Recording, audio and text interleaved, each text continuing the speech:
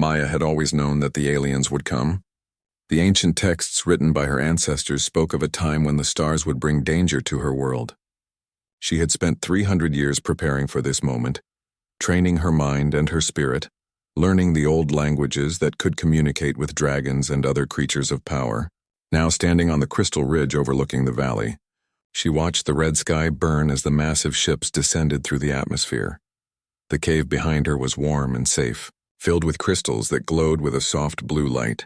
This had been her home for 200 years. She had chosen this place because it was isolated, because it was beautiful, and because the ground beneath it hummed with ancient energy that humans had learned to use centuries ago. Her ancestors had built temples here, and though those temples had crumbled into dust long ago, their power remained, woven into the very stone and earth. Zephyr emerged from the darkness of the cave first. The silver dragon was enormous, easily the size of a small mountain when he stretched his wings. His scales reflected light like mirrors, and his eyes glowed with an intelligence that most humans would have called impossible. He had been with Maya for 80 years now. She had found him as a small creature, no larger than a wolf caught in a trap made by poachers. She had freed him and he had chosen to stay with her. Ember came next, moving with the nervous energy of youth. The red dragon was younger, only 40 years old, but she was already larger than most adult dragons of other species. Her scales shimmered between deep crimson and bright orange, and when she breathed, small wisps of smoke curled from her nostrils. Ember had been born in Maya's care, hatched from an egg that had been abandoned by its mother during a terrible storm. Maya had kept the egg warm through endless nights, and when Ember finally hatched, the small dragon had imprinted on her completely. Both dragons sensed the danger. Zephyr released a low rumble that vibrated through the ground, and Ember pressed against Maya's side, seeking reassurance. Maya reached up and placed her hand on Ember's neck, feeling the warmth of her scales and the rapid beating of her heart. The Krell were methodical in their approach. They had conquered 17 worlds in the past 100 years, and they had developed their tactics down to a perfect science. Their ships were works of art and engineering combined, sleek and deadly, equipped with weapons that could level mountains. Their soldiers were trained from birth to be weapons themselves, enhanced with technology that made them faster, stronger, and more resilient than any natural beings. As the first transport ships touched down in the valley below, Maya could see the soldiers emerging in perfect formation. They wore armor that glinted in the red light from the sky, and they carried weapons that hummed with barely contained energy. There were hundreds of them, maybe thousands. To most beings, the sight would have been hopeless. But Maya was not most beings. She had learned something that the Krell did not understand. She had learned that power came not just from weapons or technology, but from connection and understanding.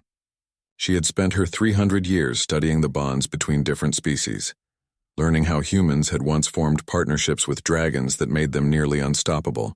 Those bonds were rare now. Most humans had forgotten the old ways. But Maya remembered. She had devoted her life to remembering. Zephyr moved to the edge of the ridge and released a sound that was not quite a roar and not quite a song. It was something in between, something ancient and powerful. The sound carried information, a message written in frequencies that human ears could not normally hear. Maya understood it perfectly. Zephyr was telling Ember to be brave, that they had faced danger before and would face it again. The silver dragon was reassuring his younger companion, preparing her for what was to come. Ember responded with a smaller sound, higher pitched, filled with an eagerness that would have seemed suicidal to anyone who did not understand the bond between these three beings. She wanted to fight. She wanted to protect her home and the woman who had given her everything. Maya closed her eyes and reached out with her mind, with the part of her that was not just elf and not just human, but something that contained the wisdom of both species combined. She felt the presence of both dragons clearly, as if their minds and her mind were one entity spread across three bodies. This was the ancient magic that the humans had developed, the connection that made humans and dragons more powerful together than either could be apart. When she opened her eyes, they glowed with a faint violet light. The connection was active now, the bond between her and her dragons fully engaged. She could feel Zephyr's ancient wisdom flowing into her awareness. She could feel Ember's fierce courage, and they could feel her determination, her absolute commitment to protecting this world that had been her home for so long. Below in the valley, The Krell soldiers were setting up their equipment. They had no idea what was about to happen. Their sensors could detect the dragons, certainly. Their scanners registered them as large creatures with some remarkable physical characteristics. But they could not detect the magical connection, the bond that transcended ordinary reality. They could not understand what they were about to face. Maya walked to the very edge of the ridge and stood between her two dragons. Zephyr on one side, Ember on the other. The three of them looked down at the valley filled with alien soldiers, and there was no fear in any of them. There was only purpose and clarity, and the absolute certainty that what needed to happen would happen.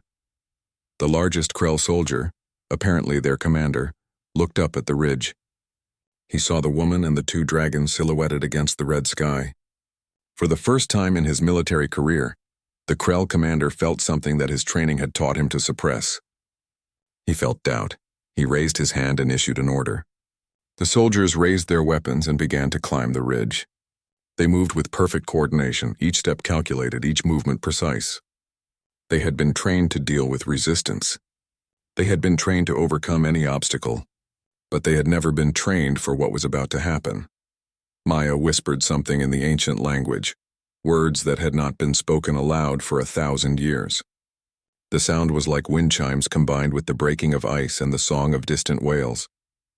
The words carried power that was not just sound but was meaning itself, transferred directly into reality. Zephyr rose into the air first, his massive wings spreading wide. Ember followed moments later, her smaller but still enormous wings beating steadily.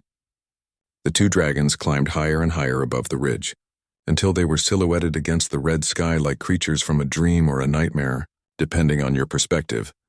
Maya remained standing on the ridge, watching, waiting. She could feel the power building around her, the connection between her and the dragons growing stronger with each passing second. She could sense the fear beginning to rise in the Krell soldiers below. Their weapons charged, but their hands were shaking.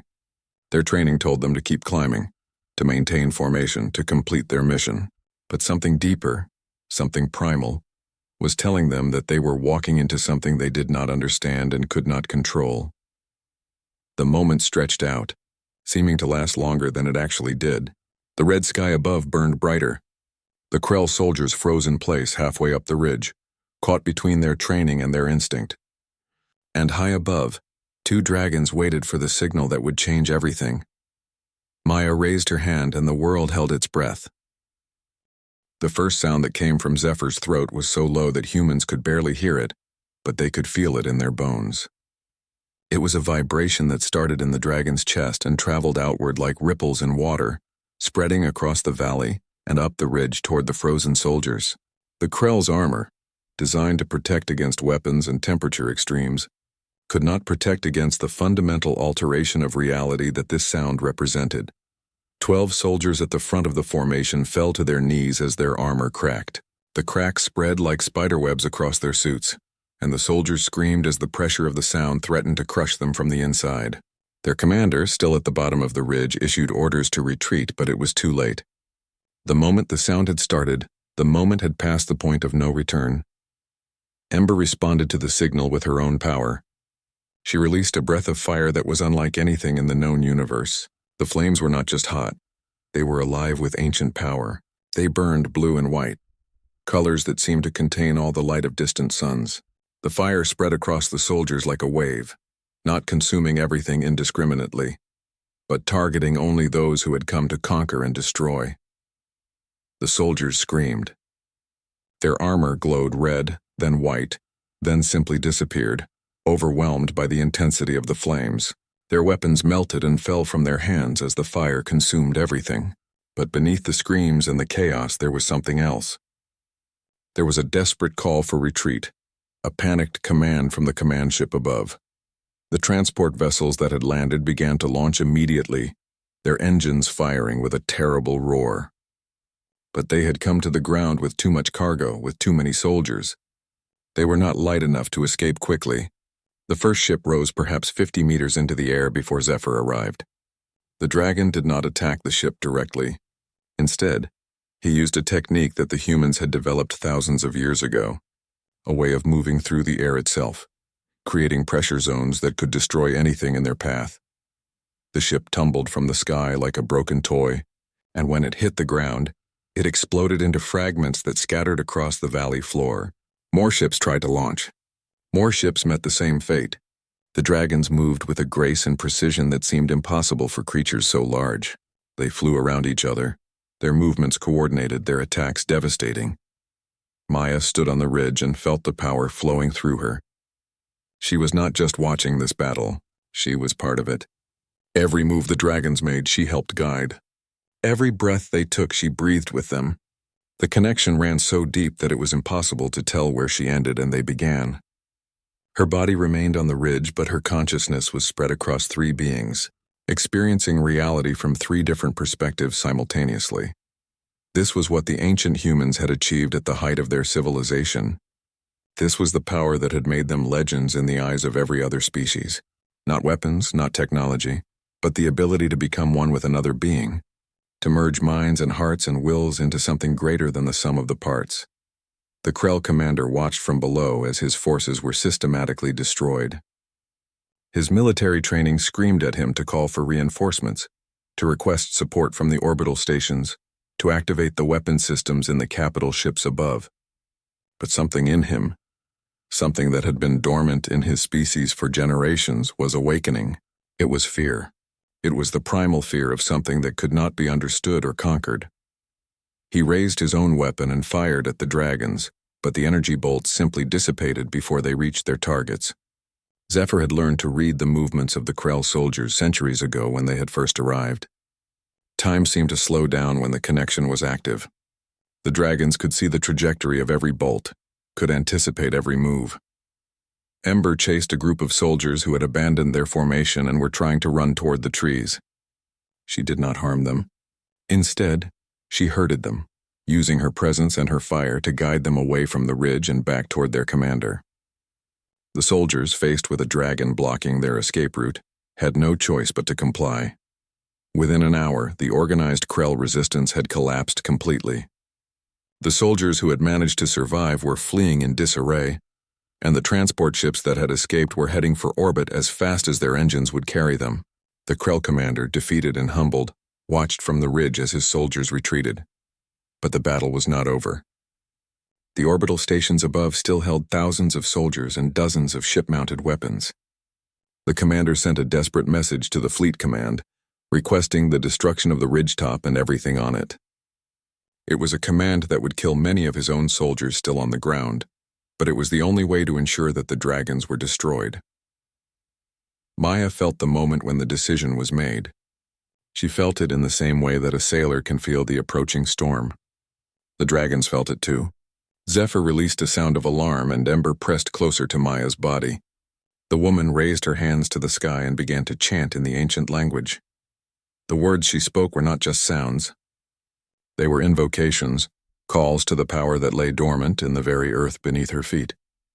The crystal ridge began to glow brighter and brighter, the blue light spreading outward like a wave. The ground itself began to rise, the earth lifting up and forming a protective dome over the ridge, over Maya and her dragons. From above, the Krell weapons fired. Energy bolts and missiles rained down on the position, but they could not penetrate the shield that the dragons and the elf woman had created. Each attack dissipated against the crystalline barrier, converted into light that spread across the dome like aurora borealis. The Krell commander stood in shock as his most powerful weapons failed to destroy his enemies. He realized in that moment that he had made a terrible mistake. He had brought his entire fleet to this world thinking that conquest would be easy. He had never imagined that he would face beings that could not be conquered, that could not be defeated by any weapon in the Krell arsenal. He lowered his weapon and made a decision that would determine the fate of his entire fleet. He sent a message to the orbital stations, ordering them to cease fire and to prepare the fleet for immediate retreat. The decision meant abandonment, meant leaving soldiers behind, meant acknowledging defeat. But it was the only choice that made sense. As the energy weapons fell silent, Maya whispered something to her dragons, and the crystalline dome faded. The three of them remained on the ridge, watching as the Krell ships began to climb toward the upper atmosphere. The dragons could have pursued them, could have destroyed them as they fled. But they did not. They had defeated the invaders. They had protected their world. That was enough. The silence that followed the retreating ships was almost unbearable. For hours, the sky had been filled with the sounds of battle, the roar of engines, the screams of soldiers, the terrible power of dragonfire and ancient magic. Now there was only the wind moving across the ridge and the soft breathing of the two dragons as they came down from the intensity of battle. Maya felt the connection beginning to fade as the immediate danger passed. The merging of three minds was not something that could be sustained forever. It took tremendous energy and concentration to maintain, and once the threat was gone, it naturally began to dissipate. She felt herself becoming separate from the dragons again, her consciousness retreating back into her own body. The sensation was like waking from a dream, while simultaneously still being in the dream. She was fully herself again, but she still retained the memory of being more than herself. She could still feel the echoes of Zephyr's ancient thoughts and Ember's fierce determination reverberating through her mind, like the afterimage of a bright light. Zephyr landed beside her first, his massive body settling down with a grace that belied his enormous size. The silver dragon had been through countless battles over his long life, but even he seemed exhausted by the intensity of this one. His scales were slightly dimmed, the usual mirror-like reflection dulled by exertion. Ember landed on Maya's other side, her red scales still hot to the touch. The younger dragon was trembling slightly, the adrenaline still coursing through her system. She made a soft sound, almost like a purr, and pushed her head against Maya's chest. The woman reached up and stroked the dragon's neck, feeling the muscles underneath the scales gradually beginning to relax. Maya herself was exhausted in a way that transcended the merely physical. The mental strain of maintaining the connection with two dragons while coordinating their attacks had pushed her to the very limits of her abilities. She knew that she would need days to fully recover, but looking out at the valley below, seeing the destruction of the Krell forces, seeing that her world had been saved, she felt that the cost was worth paying. The sun was beginning to set now, and the red light in the sky was starting to fade to more natural colors. The clouds that had been created by the battle were dispersing, and soon the sky would be clear again. Maya tried to imagine what the Krell commander was thinking now, how the news of his defeat would be received back at the Krell homeworld. She knew that there would be consequences. The Krell were a prideful species, and they would not take this defeat lightly. They would likely send another fleet, a larger one, with more weapons and more soldiers. But they would also send their greatest thinkers and strategists, trying to understand what had happened here, trying to figure out how their overwhelming military advantage had been rendered useless by a woman and two dragons. Part of Maya wanted to be afraid. Part of her wanted to prepare immediately for the next invasion. But another part of her, the part that had learned patience over 300 years, understood that fear was not the appropriate response. She had proven something today. She had proven that the old ways still held power, that the bonds between different species could be stronger than technology, that love and loyalty could defeat conquest and domination. Zephyr made a low rumbling sound and rose to his feet. He walked to the edge of the ridge and looked out at the destroyed landscape below. The silver dragon had been alive for more than 400 years, and he had seen many changes in the world.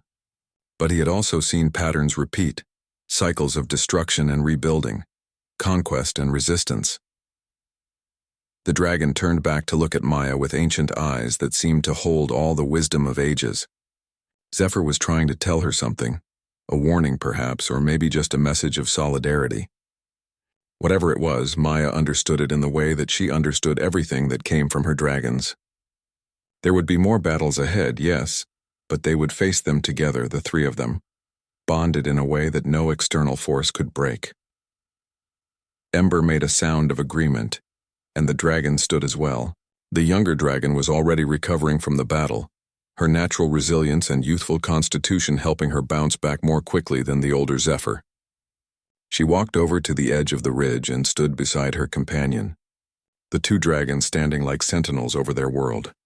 Maya remained where she was, sitting on the soft moss that grew naturally on the ridge. She could see lights beginning to appear in the distance in the villages that lay at the feet of the mountains. The people there would have seen the battle, would have understood what had happened. By tomorrow, messengers would arrive seeking knowledge of what had occurred. She would have to decide what to tell them. She could reveal herself completely, could explain the ancient human-dragon bond, could begin teaching others the old ways. It would be a monumental change for her people.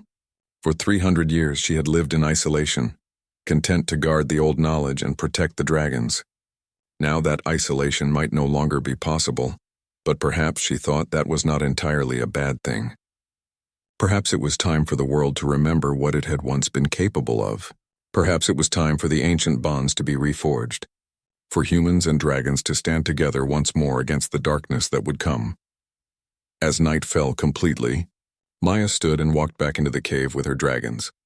The crystals inside were glowing their usual soft blue, but tonight they seemed to shine brighter, as if they too were celebrating the victory. Maya prepared food for the dragons, fresh meat that she had stored in the cold caverns beneath the ridge. She made tea for herself from herbs she had gathered and dried. The three of them ate and drank in companionable silence. There was no need for words. The bond that they shared transcended language, existed on a level that did not require speech. When they were finished eating, they moved deeper into the cave, to the chamber where they slept. The floor was covered with layers of soft moss and furs, creating a comfortable nest for the dragons and a sleeping space for Maya. She lay down between her two companions, feeling their warmth on either side of her. Zephyr's breathing gradually slowed and deepened, the ancient dragon falling into sleep. Ember took longer to settle, her mind still somewhat agitated by the excitement of the day, but eventually even the young dragon drifted off. Maya lay awake for a while longer, staring up at the ceiling of the cave. She could feel the presence of both dragons in her mind, even though they were now sleeping. The connection never fully went away, even when the active bonding was not happening. It was always there, a background awareness, a knowledge that she was not alone in the world. Tomorrow would bring new challenges. Tomorrow would bring messengers and questions and the need to make decisions about her future and the future of her people. But tonight, in the comfortable darkness of the cave surrounded by the beings she loved most in the world, Maya allowed herself to rest and to simply be content that her world had been saved. The messengers arrived 3 days after the battle. They came on horseback, riding hard from the nearest city, their faces flushed from exertion and excitement. Maya watched them from the ridge as they made their way up the winding path that led to her cave. There were 5 of them, all dressed in the formal robes of the royal court. This was more important than she had anticipated. She had expected scouts or curiosity seekers, farmers wondering if they could reclaim their land.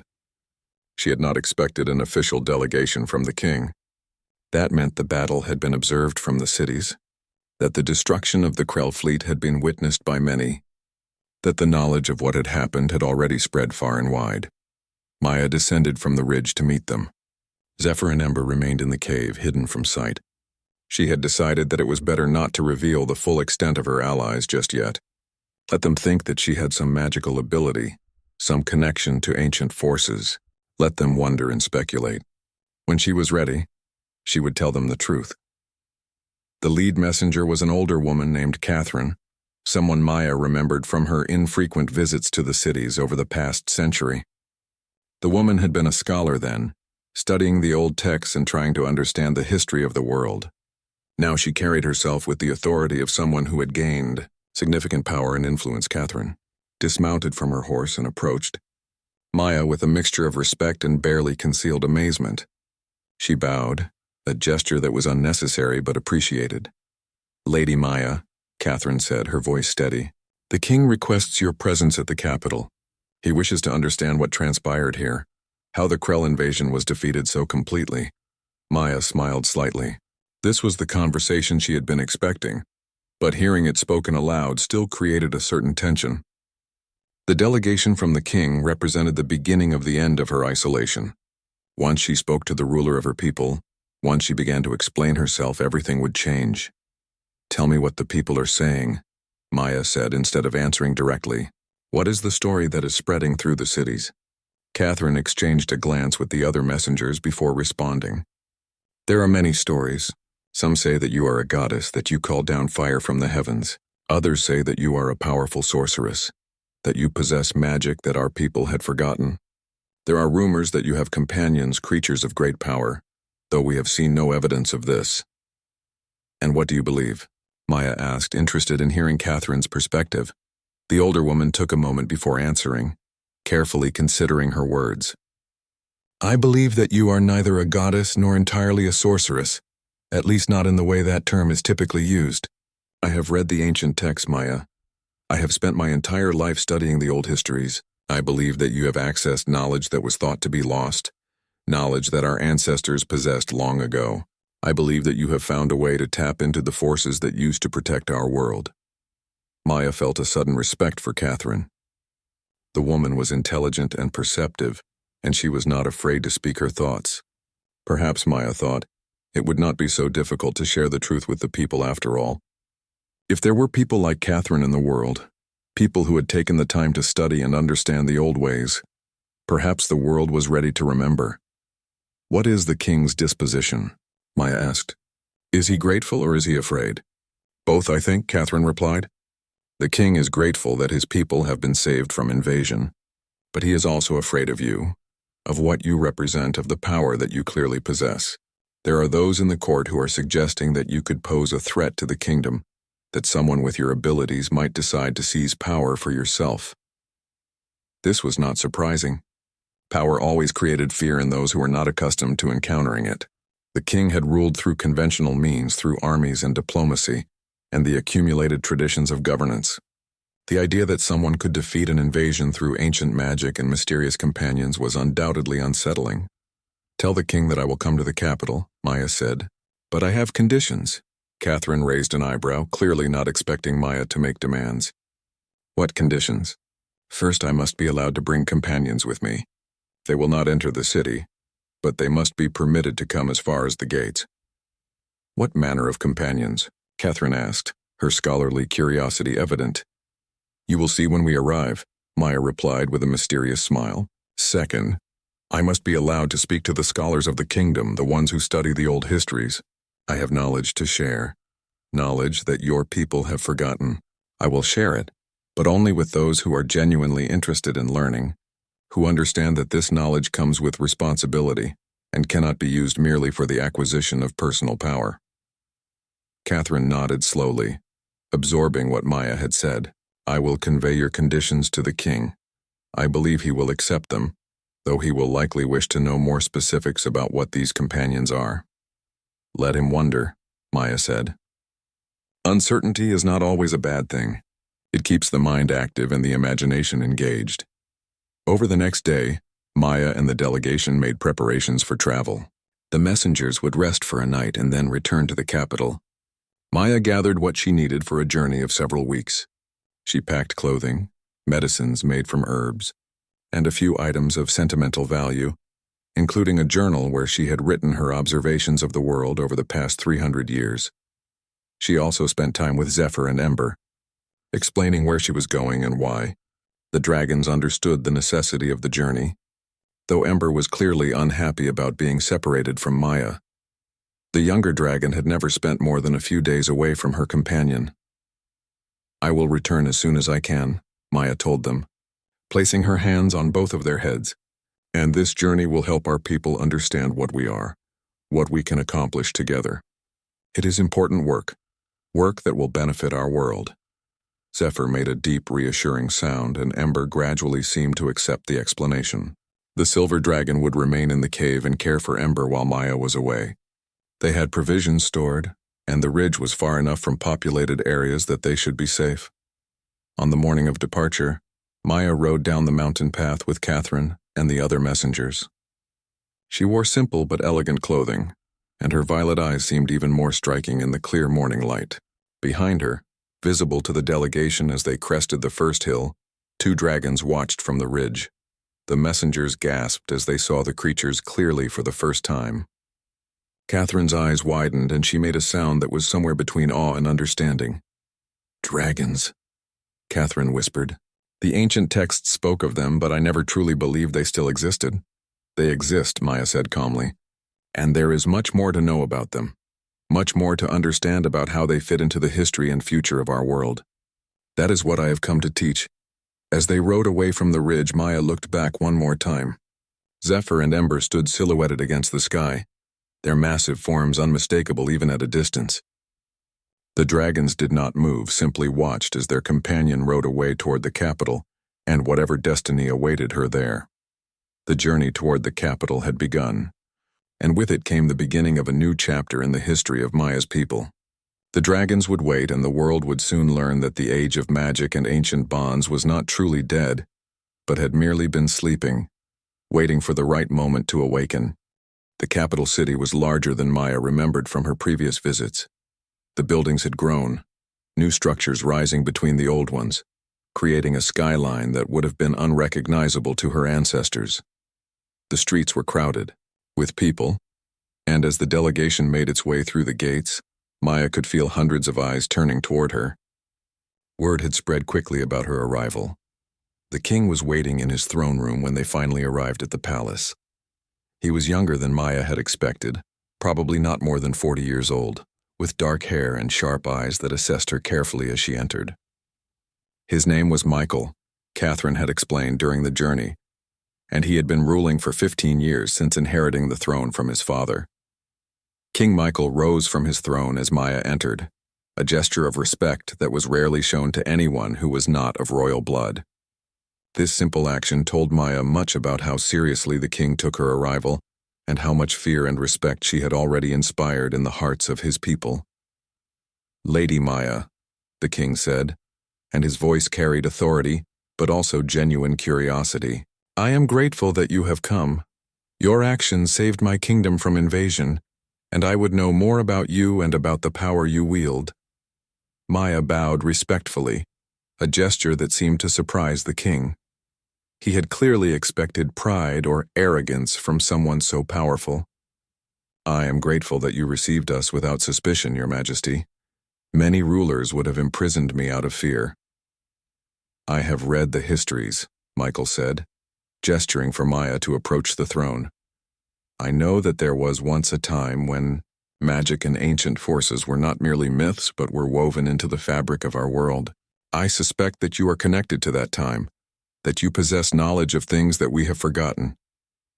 "That is partially correct," Maya replied.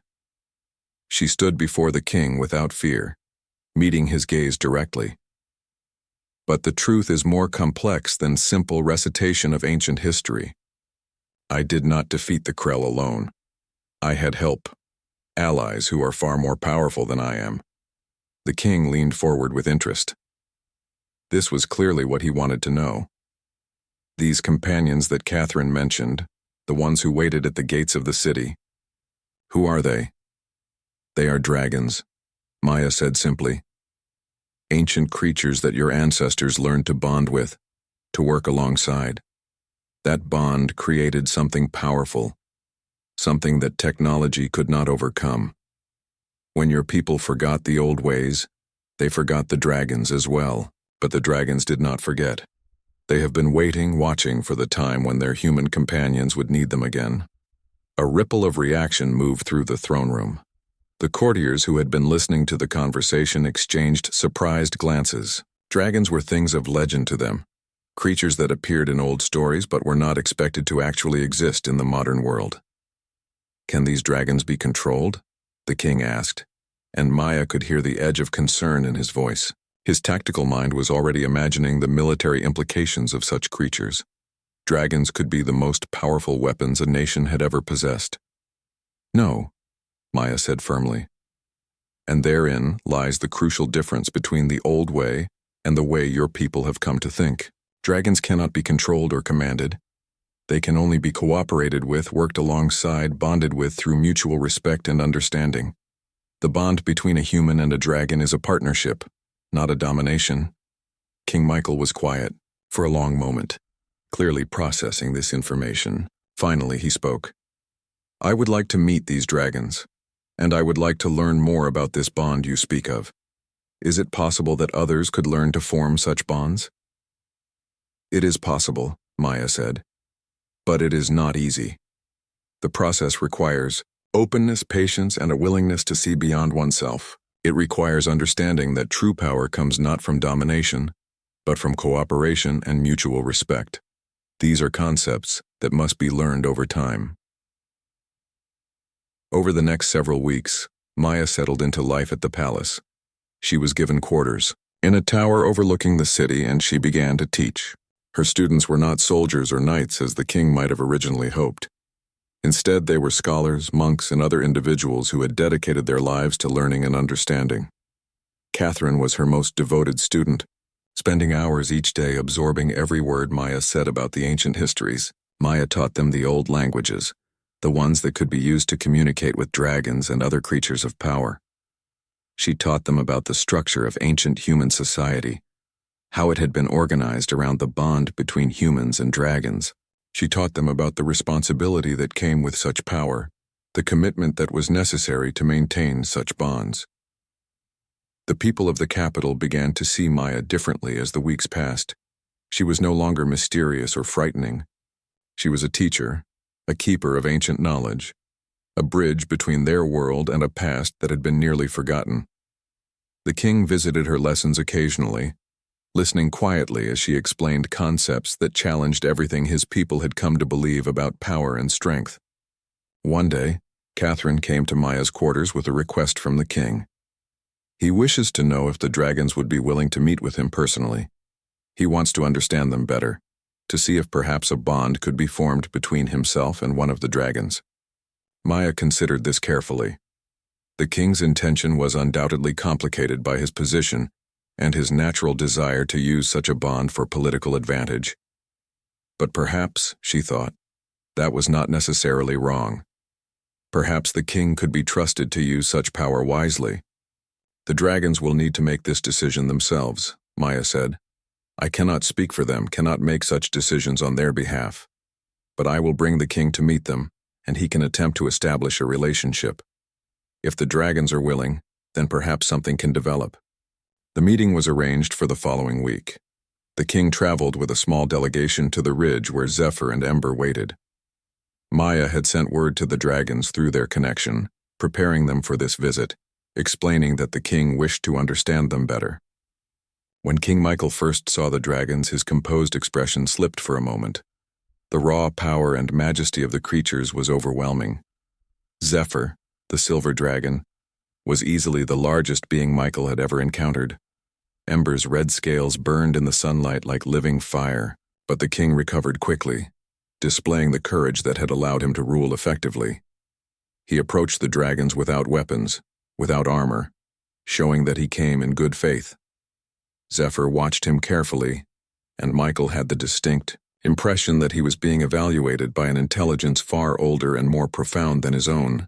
The dragon did not immediately form a bond with the king, but neither did he reject him. Zephyr allowed Michael to touch his scales, to feel the warmth and power that was contained in those ancient muscles and bones. It was a beginning, not a consummation, but a first step. Over the following months, King Michael spent time with Zephyr, learning about the dragon, understanding his nature, beginning to develop the trust that was necessary for a bond to form. Ember remained with Maya, and their connection continued to deepen. The young dragon had become so accustomed to human company that she could barely remember life before Maya had found her. The people of the kingdom watched and learned as their king began the process of bonding with a dragon. Others expressed interest in attempting the same process, though Maya was careful to warn them about the commitment that such a path required. She began to establish a school where those who were interested could learn the old languages, could study the histories, could prepare themselves for the possibility of encountering a dragon. Messengers came from other kingdoms, curious about what was happening in the capital. Word spread that dragons existed and that humans were learning to bond with them once more. The implications were staggering. It meant that the old legends were true. It meant that power could be regained through cooperation and understanding rather than through domination and conquest. The Krell, wherever they were in the vast darkness between stars, would certainly hear about what was happening. They would learn that the species that had defeated them was on the cusp of rediscovering its ancient power. That knowledge would make them hesitate before launching another invasion. And perhaps, Maya thought as she watched the sun set over the capital city from her tower, that was enough. Perhaps the threat of the Krell would be enough to unite her people, to help them remember the old ways before it was too late. Perhaps, out of necessity came the seeds of a new renaissance, a rebirth of the ancient partnership between humans and dragons. The future was uncertain, but for the first time in 300 years, Maya felt hopeful about what that future might hold. The dragons had returned to the world not as conquerors or masters, but as companions and allies. And with them came the possibility of a world remade, a world where ancient bonds could be reforged and the power of cooperation could triumph over the isolation that had characterized the recent centuries.